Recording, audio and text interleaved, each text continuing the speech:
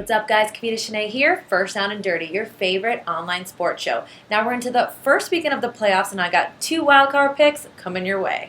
First up is Cincinnati at Houston, with the Texans favored by 3. Now, only people with special powers to see into the future envisioned a Dalton versus Yates playoff matchup, but that's exactly what we have on Saturday, folks. Now, rookie QB TJ Yates will lead the Texans onto the field Saturday for the franchise's first ever playoff matchup. So you can rely that Reliance Stadium, well, it'll be rocking.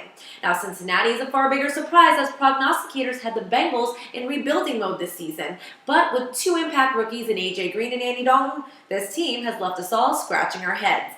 Now, the Red Rifles started all 16 games this season and led his team to the postseason, which, by the way, are two accolades never been done before by a rookie QB. Congrats. Now, both teams backed into the playoffs, with the Bengals losing 5 of their last 8 and the Texans dropping 3 straight. Houston's been dealt a bad hand filled with injuries, but handled the adversity better than anyone expected. Now, Cincinnati, on the other hand, well, they've been doing it off of smoke and mirrors. Of their 9 wins, only 1 has come against a team with a winning record. Their 7 losses came against teams that all qualified for the postseason. So while the Bengals, well, they don't show up against elite competition, we've got the Texans, who are quite the opposite, having covered the spread in 16 of their last 21 against teams with a winning record at home. The Cincinnati franchise has not won a playoff game since '91. Hey, and you know what? I think that disgraceful streak continues as the Texans come up with a big win and cover on Saturday. Take the Houston Texans -3. Next up is Pittsburgh at Denver, with Pittsburgh favored by 9. It's Tebow time, well, sort of. Now that I have your attention, let's congratulate Denver for being the AFC West champs and making it into the playoffs despite a .500 record. Now, the Tebow train has morphed into more of a roller coaster at this point, but I'm still on board for the ride. Home field advantage is what I love about this matchup.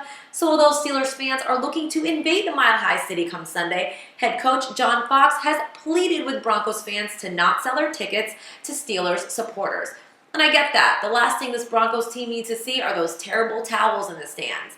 Now, it's been night and day with this Steelers team, 5-3 against the spread at home, just 2-6 against the spread on the highway. Now you're asking them to win by 10 to cover this number? Big Ben will play, but he's only 70% with a slight setback last week. Now, Rashad Mendenhall is down and out with an ACL injury, and starting safety Ryan Clark won't play due to his sickle cell condition not jiving well with Denver's high altitude. Now, Denver's defense ranks top 10 in sacks. Pittsburgh offense ranks in the bottom 10 in sacks allowed. If this Broncos team can get to a banged-up Big Ben, they have a great shot. Now, Denver hasn't sniffed a postseason since 2006. Hey, and it's only fitting that their last playoff game was against this very Steelers team 6 seasons ago. Now, Pittsburgh may squeak out with a close one, but with a heavy dose of revenge on the mind, I want to take all the points, as I think the Broncos keep it close and cover the spread. There you have it. Those are my top 2 picks for the first weekend of the playoffs. I hope you guys have a great weekend. And for picks on all your favorite games, be sure to visit PaintInsider.com. As for me, I gotta go. Bye.